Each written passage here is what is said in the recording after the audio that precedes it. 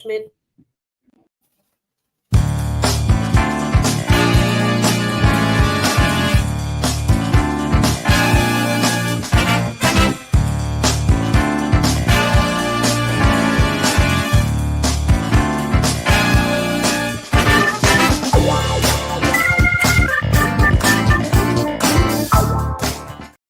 Welcome to Detroit in Black and White. I'm Adolph Mongo. It's Saturday, the 15th of February. It's cold outside.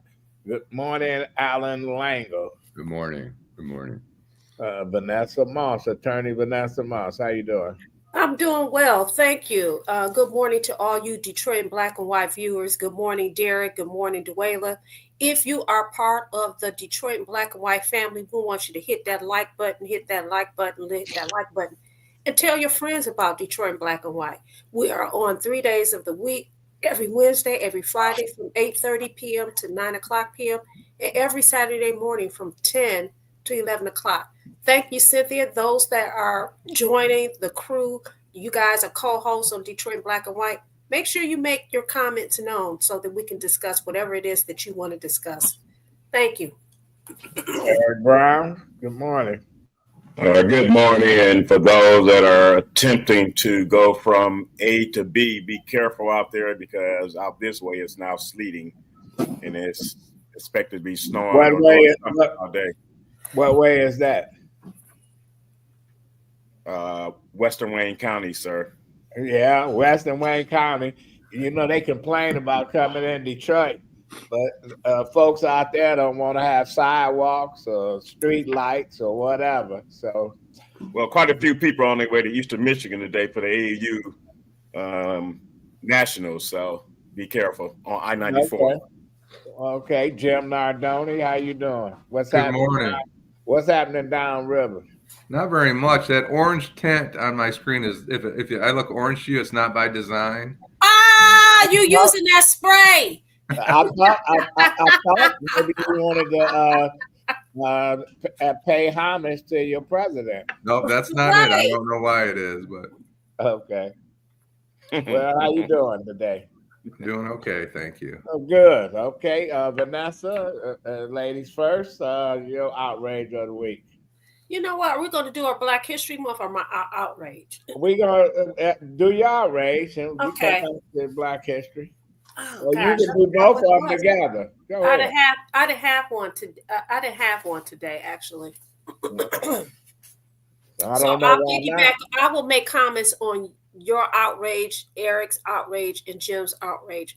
I really didn't have one today because I was doing my due diligence about what we're gonna pick up what we left off on this conversation about the NFL last week. Okay, go ahead, Allan. Your outrage of the week. I'm trying to find the guy's name. There was here. Let me see. I'll find it here.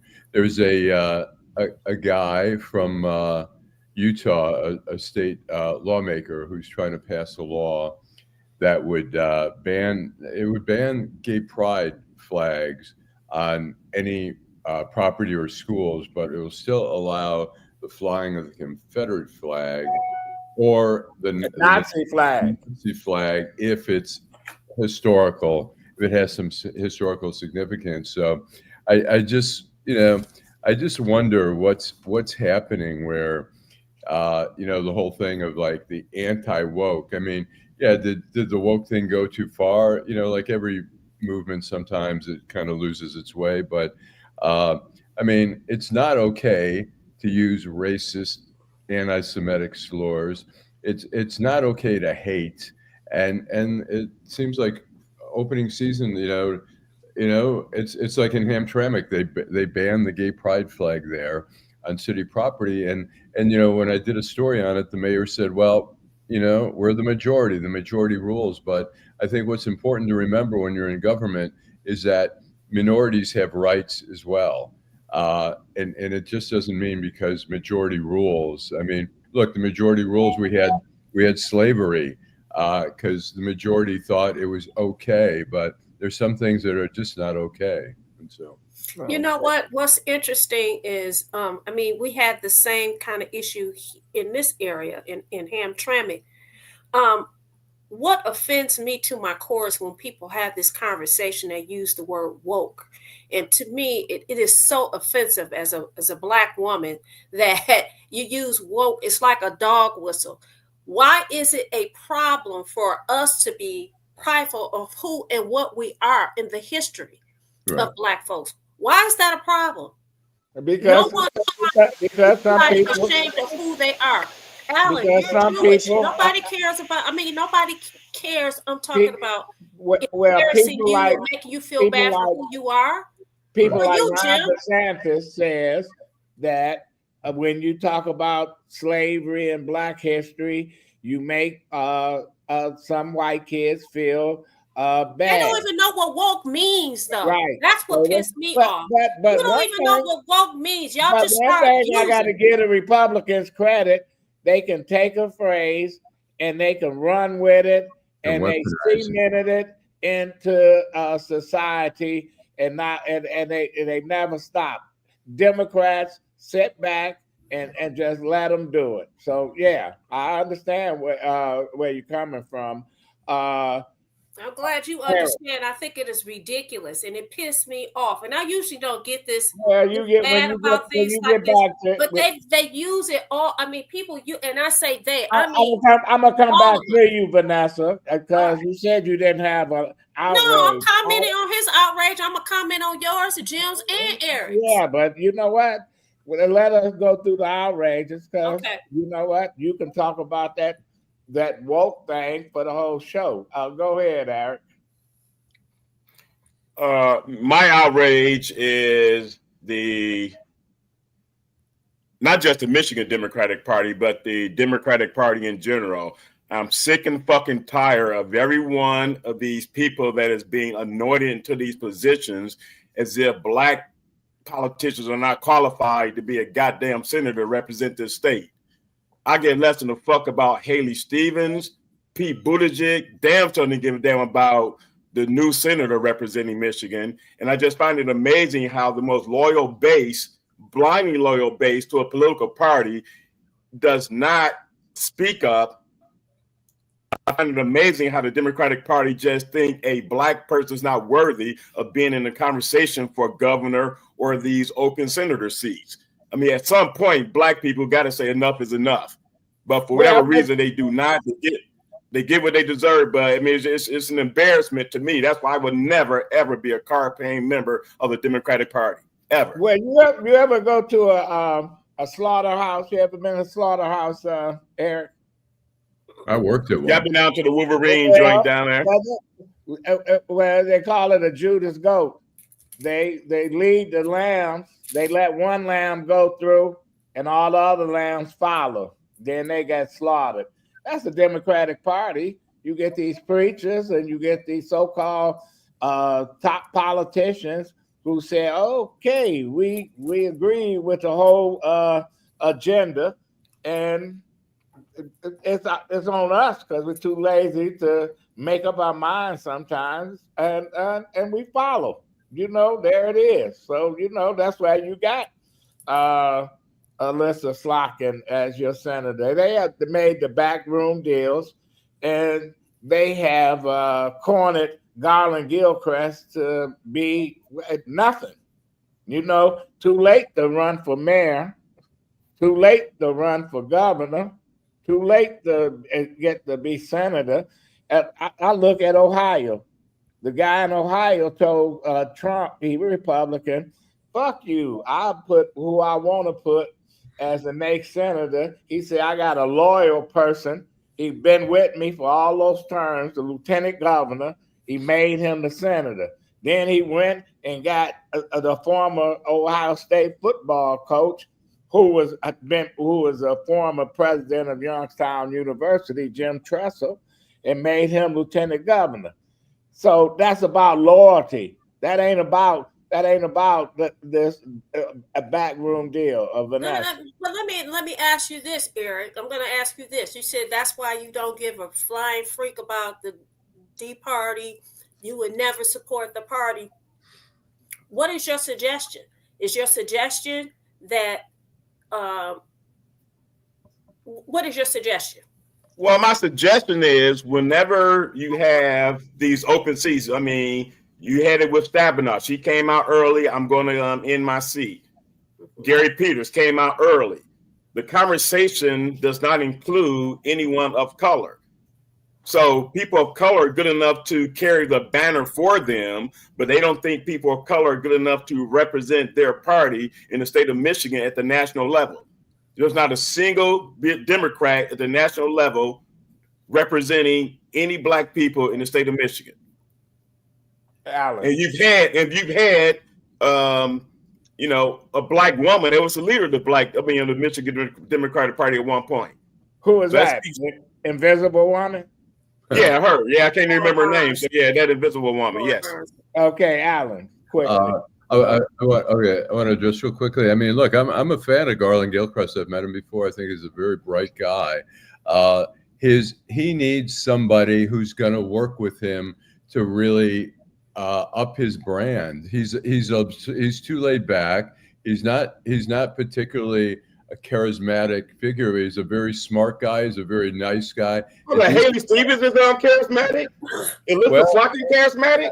Let me say this. I want to say this to you, Allan. I would say Flock more so than Garland. Go ahead, Vanessa. I can understand Eric being offended and it being offensive. Listen, Garland Gilchrist was used. He came into the black community to campaign for the governor of the state of Michigan. Now for him to not have any support from her or the people that he ushered in to support her, I think it's a doggone shame. Yeah, I agree. She should have endorsed him. I mean, she turned on him. She showed her true colors. She turned on him, said he couldn't win. You know what? Where's loyalty? Let's quickly. Did she say he couldn't win, or did she say I'm not supporting anybody? She said name a lieutenant governor in the last 20 years that who's went on to become governor. Who is endorsed by a governor. Right. So she threw him under the fucking bus, but she needed him when she ran for the state house. Right.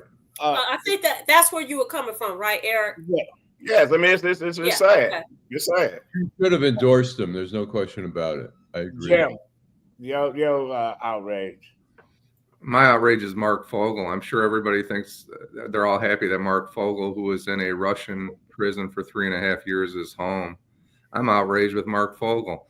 63 years old. He tried to smuggle 19 grams of cannabis that was prescribed for him in the U.S., I'm guessing in the state of Pennsylvania, into Russia. He'd been teaching there for over a decade. What the heck is he thinking? Number one, cannabis is still illegal. Right.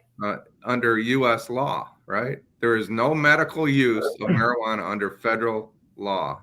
Sneaking these drugs. So how much money and resources did we spend to get Mark Fogel out of this Russian prison when he was old enough to know better?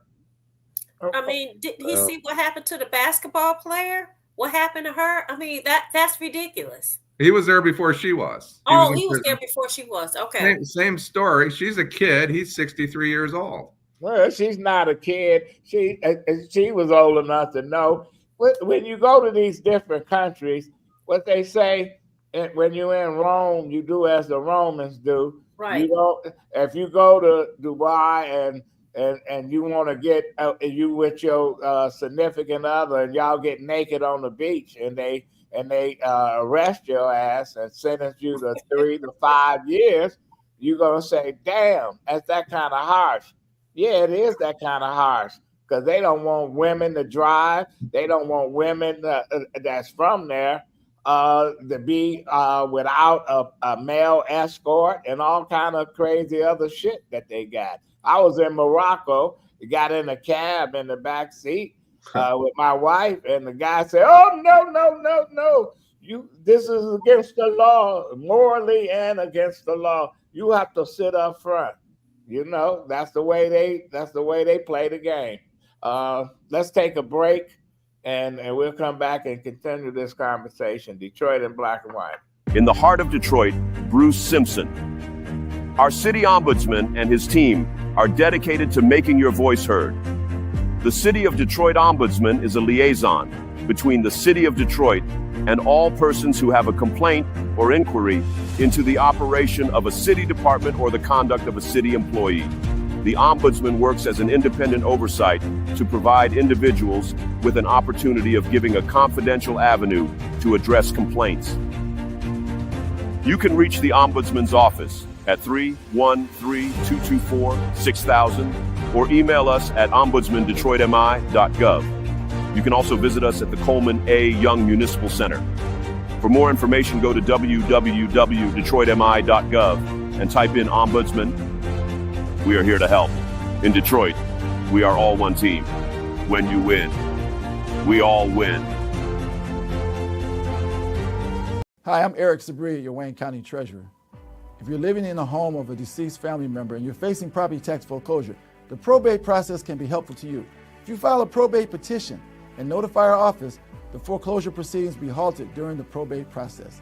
Contact us at 313-224-5990 or email us at taxinfo@waynecounty.com. We're here to help.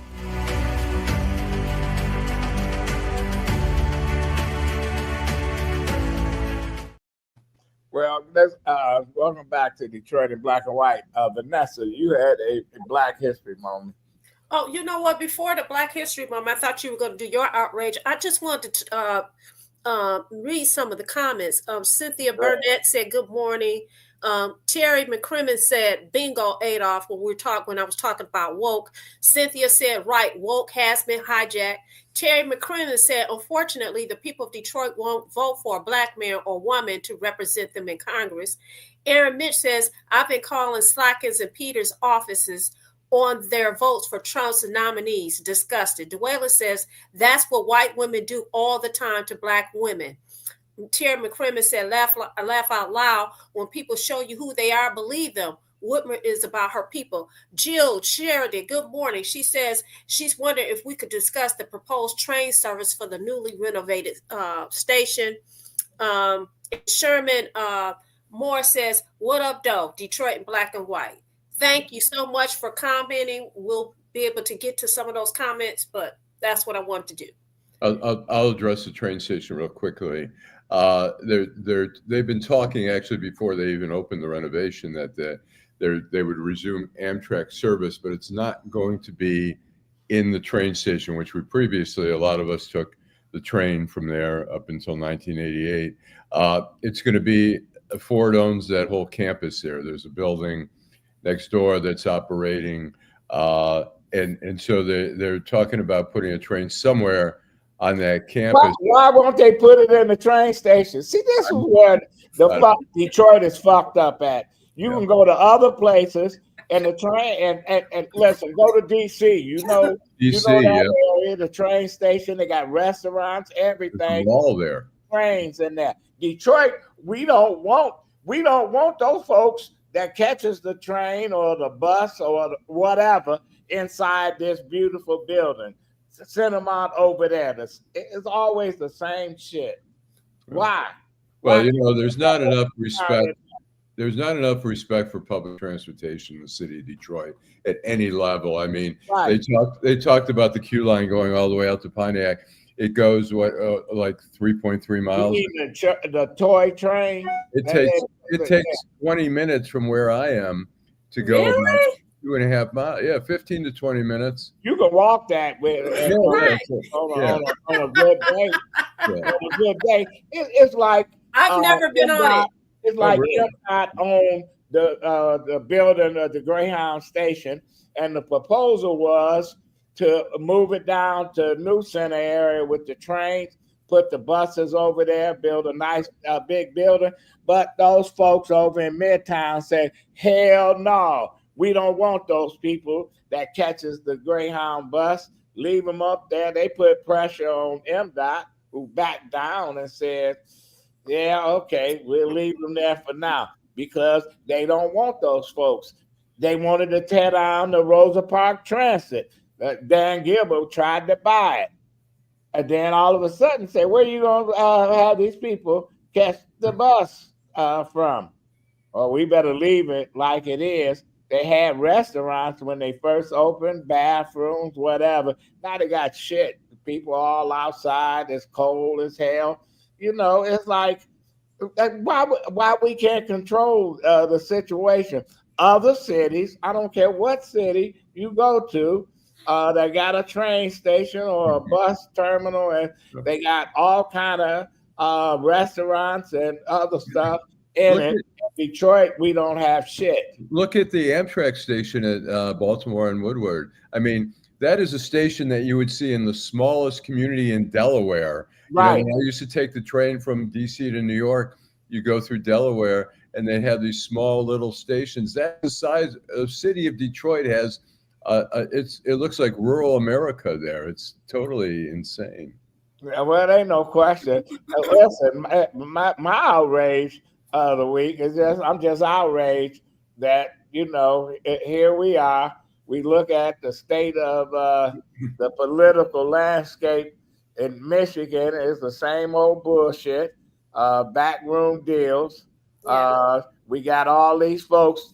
Joe Tate want to run for mayor. What the fuck did Joe Tate do as a Speaker of the House? I never heard of him, and I've been in politics since the caveman days. And now he want to run for mayor. All these wannabes. We need the folks that need to step out front, that got a real agenda and got some real issues, and that's gonna go to the people. That's gonna campaign to the residents of Detroit instead of to the business community, because we need somebody that's gonna hold the business community accountable. If you're gonna get $50 million, you need to do this inside some of these neighborhoods. Vanessa. My question to you, are you irritated or outraged that there are many people that have thrown their names out there and there's going to be an announcement? No, I'm outraged that the media play up on some of this shit. Okay. I can go find somebody sleeping in a duffel bag outside and say he running for Detroit mayor, and the media write a profile up on him. Yeah, that's why. Listen, it's frustrating. You know, who we got that's going to be able to stand against an administration in D.C. that's anti-Detroit. Anti-Detroit. We haven't had to deal with presidents that didn't like the city, right, that didn't like urban areas and shit, right, and we did all right. You got to have somebody strong. And at this point, Duggan is doing his own thing. He's a non-factor in this mayoral race because he's trying to build up a third-party climate. We got all kind of shit going on in here, and I think at the end of the day, the residents lose out. You know, we're gonna have a train station, but it can't be in the station. God damn! You know what? That's unbelievable. That is unbelievable, because we know why they don't want it. They don't want us sitting at the fucking table, because the people that catch that train, they're not the same people that catch the planes. You're gonna stand out there outside in a little hut. That's the train station. That's bullshit. It's just bullshit. Yeah. Okay. Yeah, I don't know what, you know, the tracks go right behind the station there. And, you know, they, up until 88, they were using the station. We still got I haven't been inside. The last time I've been inside that building was when I was doing consulting work for Matty Maroon, and went in there, and you can tell it was a magnificent building. Oh, yeah. The state of disarray.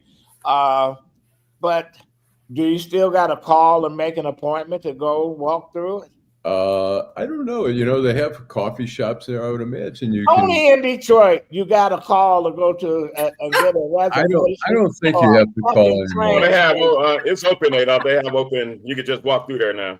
Yeah, there's like a coffee shop and stuff. They're trying to get a restaurant, like a high-end restaurant in there and stuff. But I agree. It should be used for everybody. And I mean, it's such a great. I mean, they did such an amazing job. I mean, they won't say exactly how much. That's like going into your house and you got plastic on your furniture. Welcome to the 60s in Oak Park. You got people say you can't sit in the living room. You got to say you can't go into the kitchen, or you go over to somebody's house as a kid. We can't go in the living room. You got to go straight down in the basement. Right. You know what? I thought we was in a palace or something.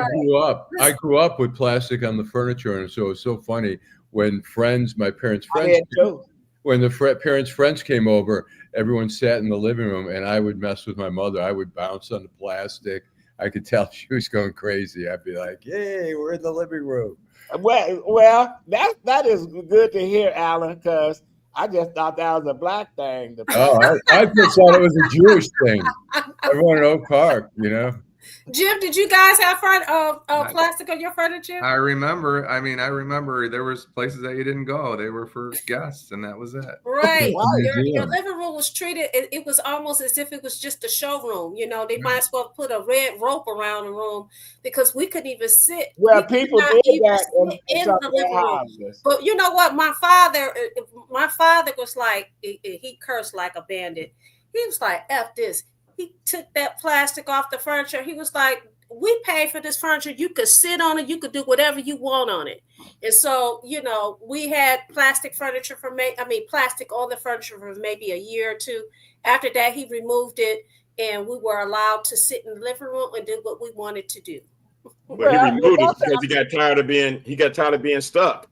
But right, but I think what I'm trying to say is what Adolph was saying. Listen, you have this beautiful place, and you know people can't really enjoy it. Right, utilize it. Right, restrictions, and he likened it to the plastic on the furniture.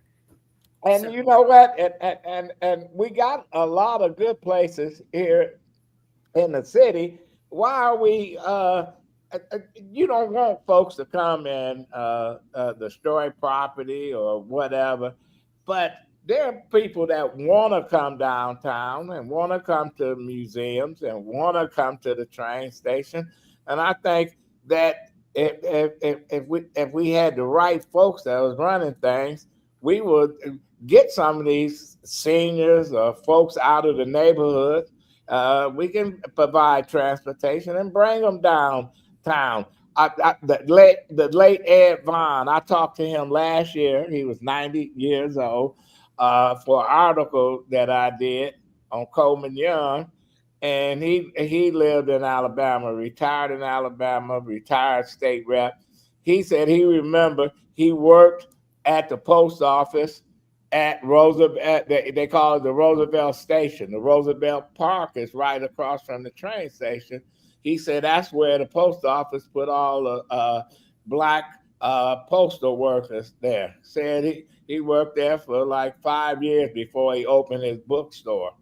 He said he remembered that whole area. That was an area, where the train station, they felt liberated because everybody could go into the train station. Everybody could get served, etc.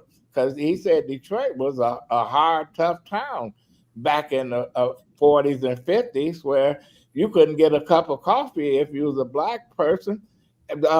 Gil Hill told me when he was walking the beat with a white officer in the 50s, it was cold as hell outside. They went in a restaurant. The owner gave his partner a cup of coffee, and Gil Hill said, "I want one." He said $10. So it's like we're in Detroit, and we need to take care of those folks that can't take care of themselves. We don't need to start banning people. We don't stop putting them in the categories of, they catch a Greyhound bus. You see them with their suitcases walking down the street, or the train station is that big and you got 40 people standing outside in a line. Because those folks in Midtown, they don't want nobody else to come. The folks over at the train station don't want the people catching a train to be laundering, as they would call it, inside the building. Go ahead, Vanessa. So some of our viewers, co-hosts, Sherman Moore says transportation Detroit is hot garbage. Derek says, Adolph, you're funny. He also says it's like being in a museum. Burdell says, do you think it's because the unhoused will camp in these shiny new buildings and beg for money? They have mental health issues nobody is talking about. Listen, they got security, Jim. Would that be a problem? You ran a police department. You covered the town. I don't think the Fords would allow them in those buildings. Right. I think that security would put them out, but that still doesn't solve the problem. We need to talk about solving some of these issues. We need to have a place for people to go. And we don't. Let's take a break and we come back and continue the conversation. We're going to do some Black history stuff, Vanessa. Right. In the heart of Detroit, Bruce Simpson. Our city ombudsman and his team are dedicated to making your voice heard. The City of Detroit Ombudsman is a liaison between the City of Detroit and all persons who have a complaint or inquiry into the operation of a city department or the conduct of a city employee. The Ombudsman works as an independent oversight to provide individuals with an opportunity of giving a confidential avenue to address complaints. You can reach the Ombudsman's office at 313-224-6000 or email us at ombudsmandetroitmi.gov. You can also visit us at the Coleman A. Young Municipal Center. For more information, go to www.detroitmi.gov and type in Ombudsman. We are here to help. In Detroit, we are all one team. When you win, we all win. Hi, I'm Eric Sabria, your Wayne County Treasurer. If you're living in a home of a deceased family member and you're facing property tax foreclosure, the probate process can be helpful to you. If you file a probate petition and notify our office, the foreclosure proceedings will be halted during the probate process. Contact us at 313-224-5990 or email us at taxinfo@waynecounty.com. We're here to help.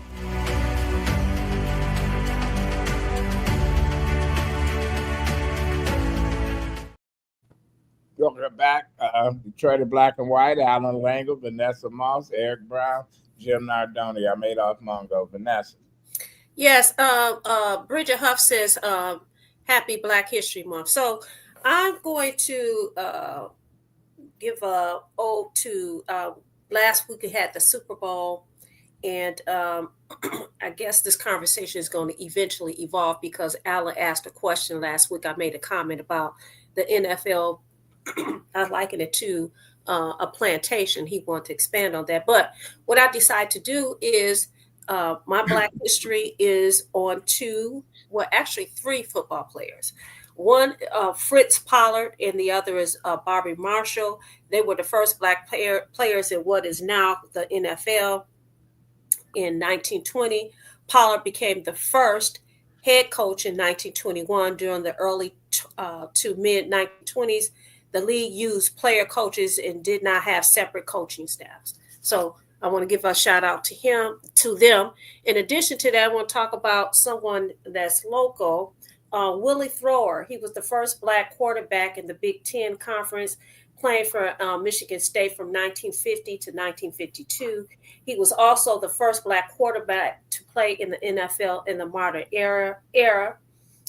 He was a standout passer at Michigan State, and sports writers praised his accuracy. He helped the Spartans win the national championship in 1952. And although he was praised by the media and his peers, he wasn't drafted in the 1953 NFL draft. Well, that's something new, you know. I tell you, you know, the NFL have come a long way in Black history. Eric, you was talking about the young man that tried to take his own life. Any update on that? No, I mean, the only update is there's not much information about it. And I did reach out to a school board member and no reply.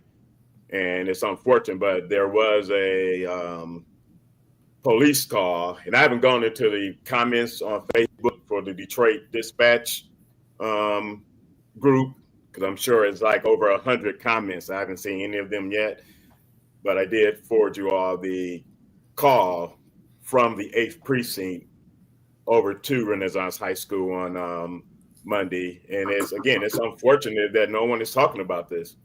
You know what, Eric? It's such hush hush. I talked to a girlfriend last night whose granddaughter goes to Renaissance. They knew nothing about it. Nothing about it. This is a student there at Renaissance High School, knew nothing about it. It's not the first time a student, it's not the first time a student has attempted to take their life. And that's one of the concerns that the students have over there. They put so much pressure on them academically, and some people are not cut out for that. And it's an issue that is being swept up under the rug as we continue to talk about mental health and the preponderance of it growing in the Black community, particularly amongst Black boys. Well, you know what? That's why when I say that somebody need to hold the board and the superintendent accountable, because you got, I go back 30 years. I know a guy, his son was at Cass, was having serious problems at Cass, cutting up. The pressure was on him to perform because he didn't think he was smart enough to be at Cass. Well, he got in Cass, took the test. He took him out of Cass and sent him to Redford High School. That was their neighborhood school. They lived over in Rosedale Park. That was their school. Boy enjoyed Redford, got on the school paper, played a little sports and stuff. And guess what? You got great grades. The father said, okay, now your grades are up. You can go back to Cass. He said, you know what? I don't want to go back to Cass. I want to stay right where I'm at. And he got a scholarship to go to Michigan State. So that's why you got to have those neighborhood schools, because everybody's trying to get their kid to take the test for Renaissance, for Cass, or whatever other two schools that they got. Allan. It's three. I want to explain real quickly to Eric. King. Go ahead, Allan. Or explain about the media coverage. The media is always very ambivalent about covering suicides. I mean, one, the downside of covering a suicide like that is that it puts attention and speculation and trying to identify who that student is. I wrote about, when at Deadline Detroit several years ago, I wrote about I think somebody committing suicide jumping off the parking structure in Greektown. And one of my coworkers was like, whoa, we shouldn't be writing about suicides. And I'm like, look, the person did it in public. People want to know what's going on. But I think in an instance like that, when the media starts picking up on it, it puts more focus on the person who is trying to kill himself. And so there is, there's a sensitivity there. I don't know if that's right or wrong. You got it right about it. At one time, there was a guy that jumped out, that jumped off in the Cadillac Towers, right, and fell on somebody that was going to work and killed them too. Right. What you gonna say?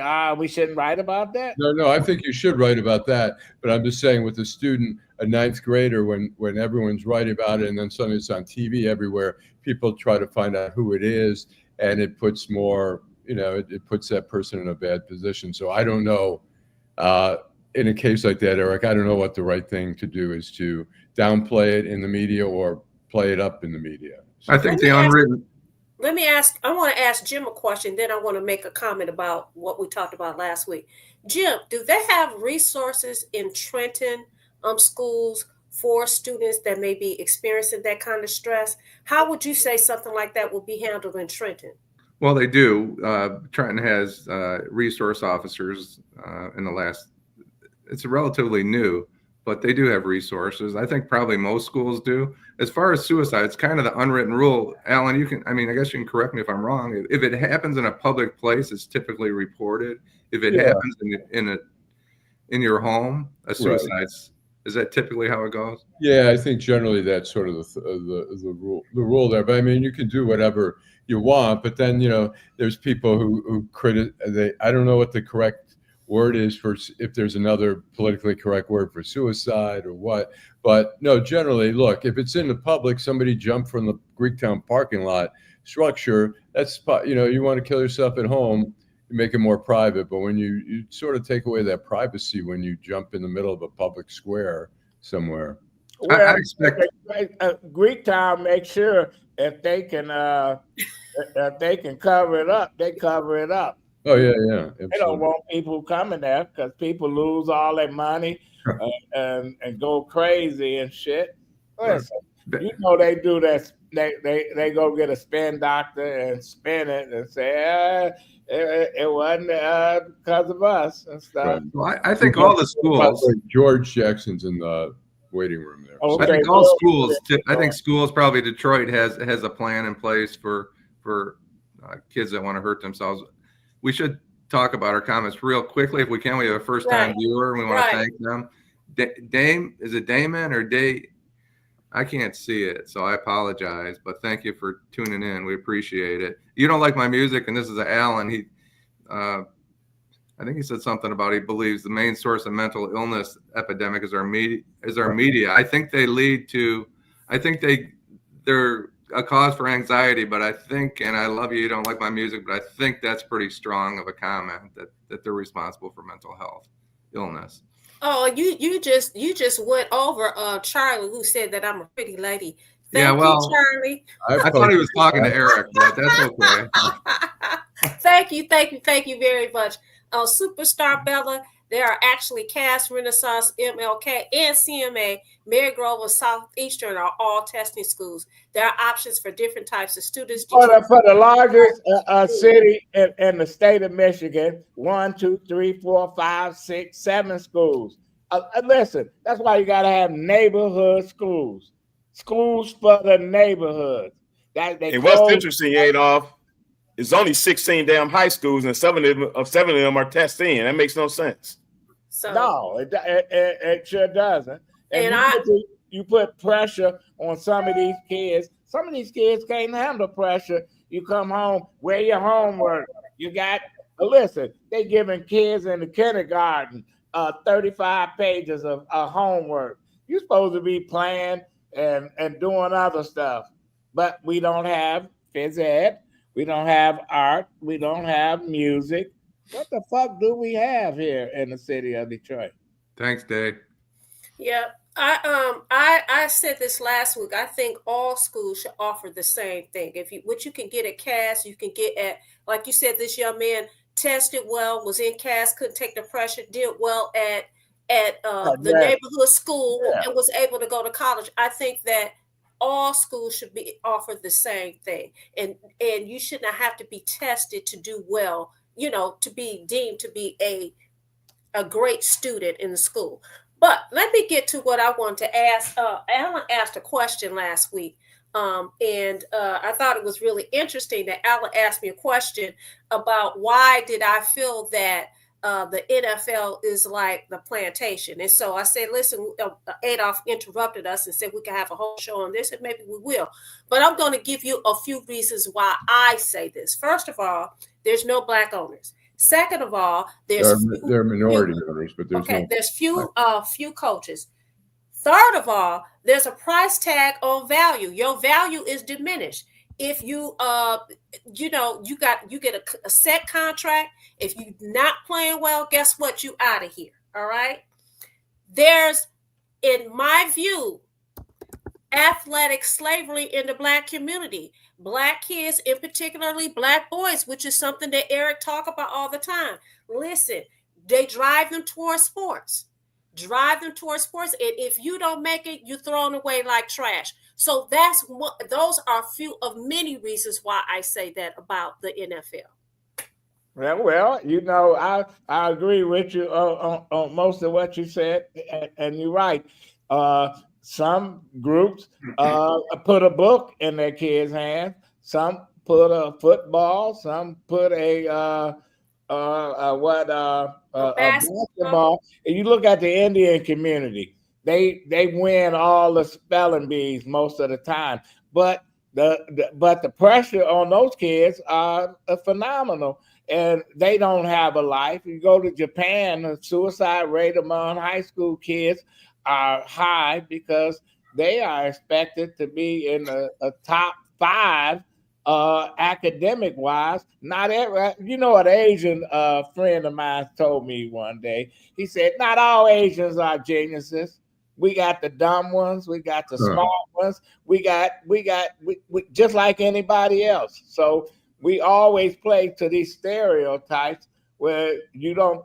I think if you playing football, or especially football, and you got a playbook this thick, and you can't be dumb if you can't know the plays.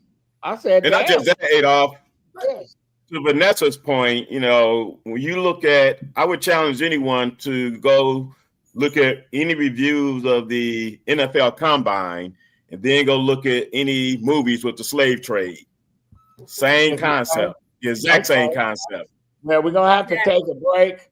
Like I said, Vanessa, maybe we'll do a whole show on what you want to talk about. We're gonna come back and talk to George Jackson about the future of the Renaissance Center. Seems like we got some city council people that want to take some buildings that was built in the 70s and make them historical sites so they can't be torn down. Let's take a break. In the heart of Detroit, Bruce Simpson. Our city ombudsman and his team are dedicated to making your voice heard. The City of Detroit Ombudsman is a liaison between the City of Detroit and all persons who have a complaint or inquiry into the operation of a city department or the conduct of a city employee. The Ombudsman works as an independent oversight to provide individuals with an opportunity of giving a confidential avenue to address complaints. You can reach the Ombudsman's office at 313-224-6000 or email us at ombudsmandetroitmi.gov. You can also visit us at the Coleman A. Young Municipal Center. For more information, go to www.detroitmi.gov and type in Ombudsman. We are here to help. In Detroit, we are all one team. When you win, we all win. Hi, I'm Eric Sabri, your Wayne County Treasurer. If you're living in the home of a deceased family member and you're facing property tax foreclosure, the probate process can be helpful to you. If you file a probate petition and notify our office, the foreclosure proceedings will be halted during the probate process. Contact us at 313-224-5990 or email us at taxinfo@waynecounty.com. We're here to help.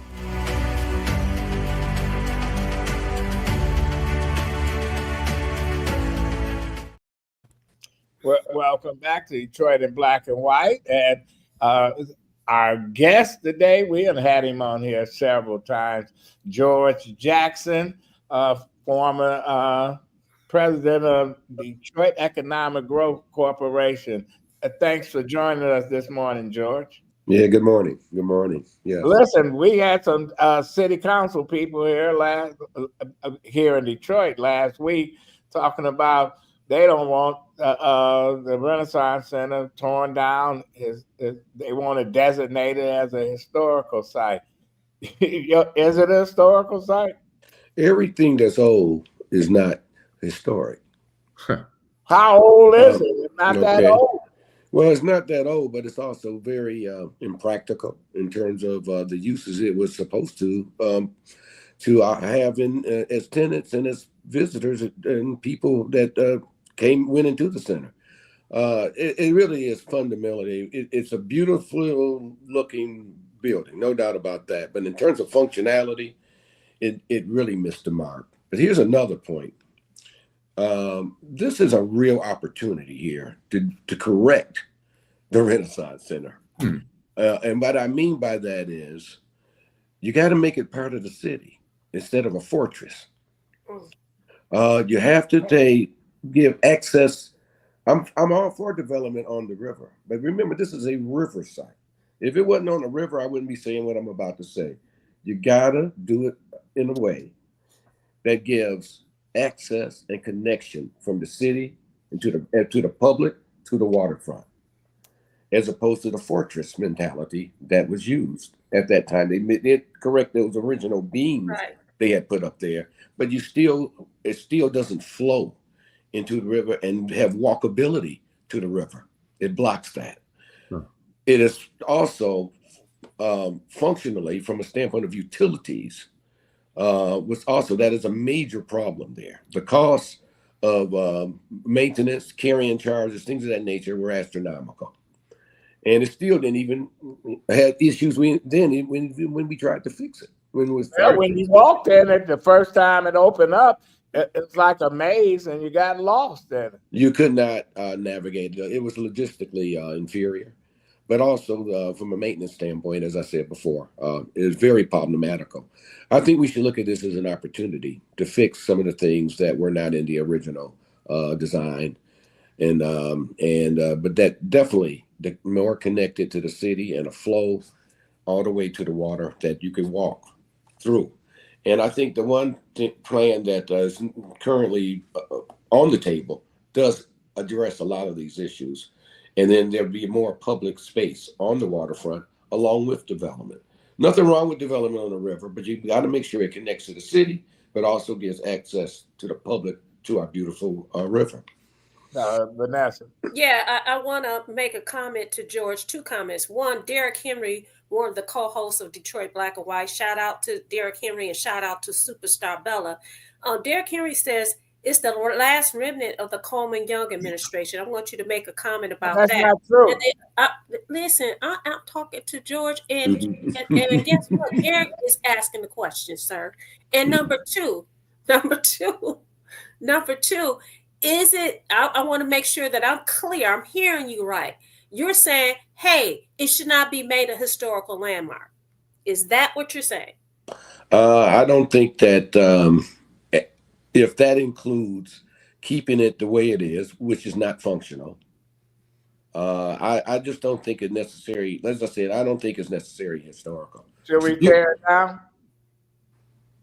And I think that the public should have increased use of the riverfront in that area. Right. I really do think that that's more important than a designation. We're talking about highest and best use of land, of property and the riverfront, and also public access. Listen, it was built, I think that outweighs. It was built during the Roman Gribbs administration. See, people get confused and say it was under Coleman Young. Coleman Young became the mayor as it was being finished. That was a previous administration. That's all I wanted to say. Well, and I would say this. I mean, to me, Coleman Young is an idol. I mean, I loved him, and so I don't think it's a knock that everything that happened during his tenure as mayor should be historic. I mean, but that's true of any mayor, but you have to. I think the rule of thumb would be opportunity, highest and best use. What do you see as the best use? What would you like to see there? Basically what I just said earlier, and that is I would think that there should be more public space, but I think that you should have access. I like the part of the plan, for example, where they're saying they're going to get rid of the cover that connected the buildings, and so that the buildings would stand separately and you can walk through. But also there should be more activity-based public enjoyment out of that site as well. Hey, George, one of our colleagues is asking who's paying for it. I think we have an idea. Can you run over that for our viewers? What was that again? Sorry. One of our viewers is asking who's paying for the demolition. Day is asking. Could you? I think that issue is still up in the air, from what I understand. I know that the first thing the plan floated, the first ideas were floated had the public paying for demolition. I think there's been a lot of pushback, and I heard that is being reconsidered, and that request is being reconsidered. I have not heard any further definitive stance on that yet at this point in time. So that's up in the air. But I do understand the sensitivity of that. If I could nail you down just to say when you say more public space, more access, what would go? I mean, are we talking about housing? Are we talking about restaurants? Are we talking about malls? What do you? I'm talking about. I can see housing will be in one of the towers. from what I'm understanding this plan. But I do think that, yes, more restaurants, there could be more commercial activity, but it should be geared towards maximizing the site, with it being a riverfront site. But it should be things that are open to the public. And that could also be an extension of plazas, entertainment, things of that nature. Activate the riverfront, not put barriers to the riverfront. Eric. And George, how you doing? What I find amazing is, thanks. What I find amazing is that, I was going to do it as part of my Black History moment too. You had Cornelius Henderson, who was an engineer that was responsible for both playing a part in the Ambassador Bridge and the Windsor-Detroit Tunnel for being built. And I guess he wasn't available to get ideas on how to construct the Renaissance Center to make it so accessible. And one of the things that has always bothered me, because I wrote about this years ago in the Detroit News, when John Kynes was talking about renaming the Detroit part of the tunnel, and my suggestion was to name it after Cornelius Henderson, because at the time he was not able to be a part of the Detroit side of the building of the tunnel because of his skin color and the racial animus in America. And going through, I remember I lived in the downtown area, so going to the Renaissance Center on half days, trying to go to McDonald's or trying to go to the movie theaters, you might as well had just tried walking from downtown Detroit to Livonia and back, because the maze of getting through that damn place was just ridiculous. Yeah. It was not user-friendly at all. It was totally not user-friendly. And I agree with you. It's not user-friendly. I go in there and I'm like, okay, where am I going? End up walking in a circle one time, two times. User-friendly now. If you go in there now, you go in there now, Vanessa, you might go into an empty tower and never be seen again. My thing is, make it New Jack City. Let all the homeless live in there. Then you can fill it up. George, have you been to Baltimore? You've seen the harbor? Yes. Do you envision anything like Baltimore? It seems like Detroit has never taken. The harbor sucks, Allan. I lived in Baltimore. It sucks. Yeah, I thought it was kind of cool, but the river is polluted. Yeah. Well, the question is, it seems like Detroit has really fallen short of any city in America of capitalizing on a river, which is normally such prime real estate. Why has Detroit been so far behind in really capitalizing and developing that riverfront? Well, I kind of share your feelings, because I remember as a young kid in Detroit, when I would visit relatives and whatnot, I saw better use of riverfronts than I saw in Detroit. I think we've come a long way, though. Historically, this riverfront was industrial. Even before it was something before that. Then it became for industrial use, which is not unusual in terms of utilizing the river for commercial reasons. I think that we've come a long way in regards to access to the riverfront, based on the removal of the cement silos and other things, transforming property that was once going to be somebody wanted to see. We had factories on the river. It was all industrial. Our idea of public access at one point was you had what's that, Riverside Park on the west, and on the east it was Belle Isle, and so you had to go to Belle Isle to see the waterfront, and growing up. So I think that we've come a long way there in terms of the Riverwalk, and I think that which is a beautiful asset. And I will say that at this point in time, I agree. We came along later, but I think that we've done a good job in the last decade or so in regards to public access. I think that we do have to get what we had also in addition to the industrialization of our riverfront. When we started doing developments, many of them took on a fortress type mentality in terms of, even Harbor Town, had, it just kind of cut things off. I understand the need for privacy and, people that didn't want public going through where their homes are at and things of this nature. But I think that finally we are definitely we're seeing much more access to the riverfront and utilization. So I think the key is just not just access, to your point, Allan, but also how are we going to utilize the riverfront? And it should be based things that draw people to the riverfront to have not only work there, but to play there and enjoy it, and have activities, not just passive. Yeah. Yeah, we have a few viewers who have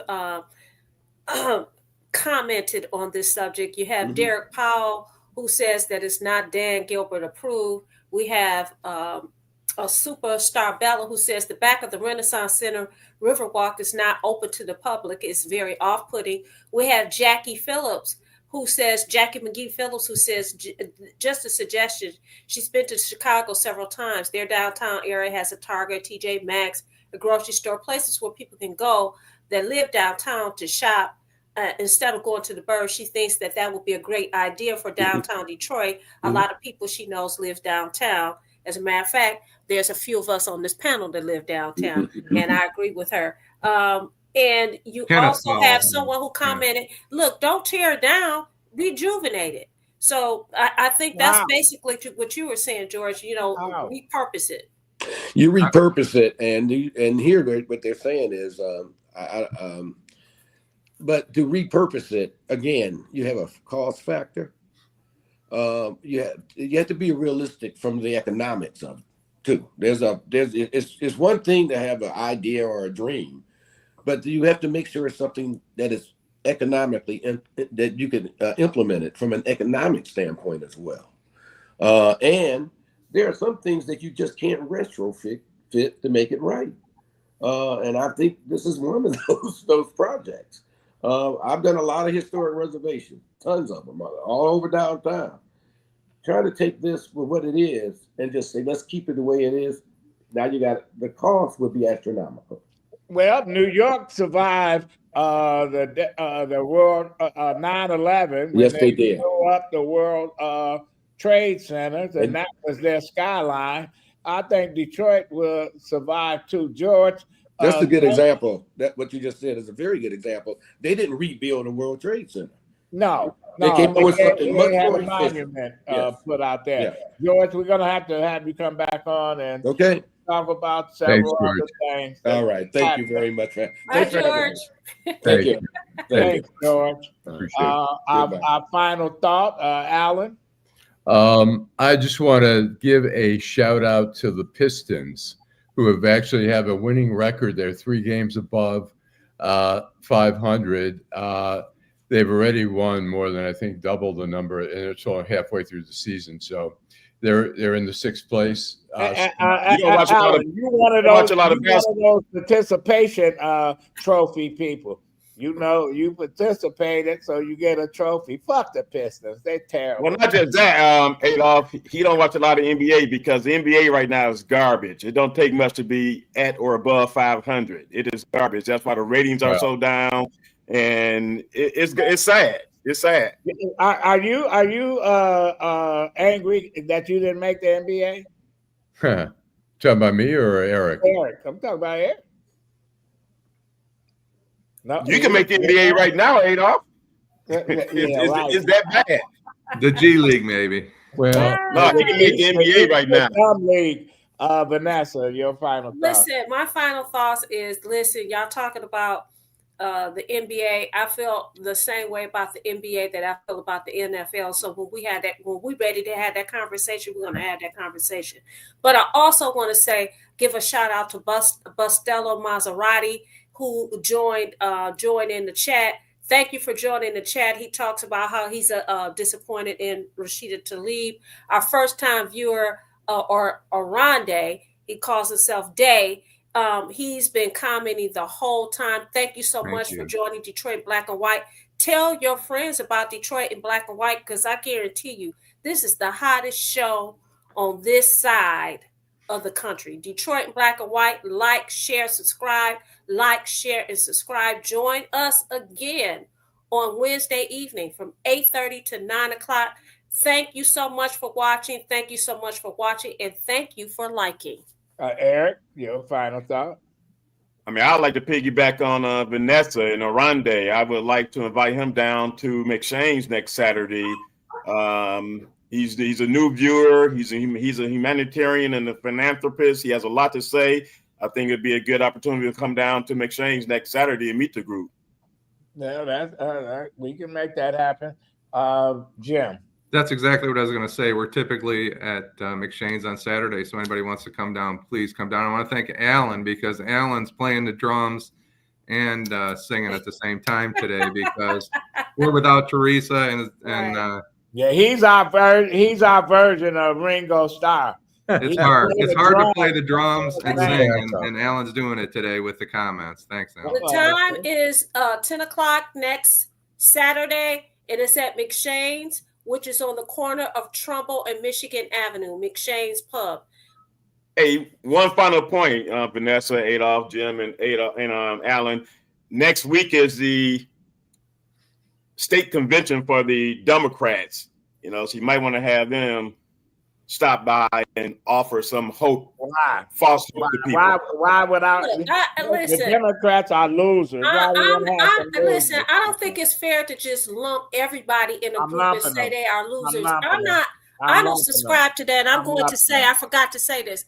The views of these people on this panel are their views. Listen, Adolph speaks for Adolph, Allan speaks for Allan, listen, it's my Eric show. Speaks for Eric, and Jim speaks for Jim. It's my party, and I can talk about the Democrats. You can talk. Those are your views, not mine. Those are your views, not mine, sir. Listen, if this not mine, sir. Get out of here. Okay, if this was a Coliseum in Rome, all the Democrats would be right there in the middle of the Coliseum. Sir. And we would kill all the Democrats.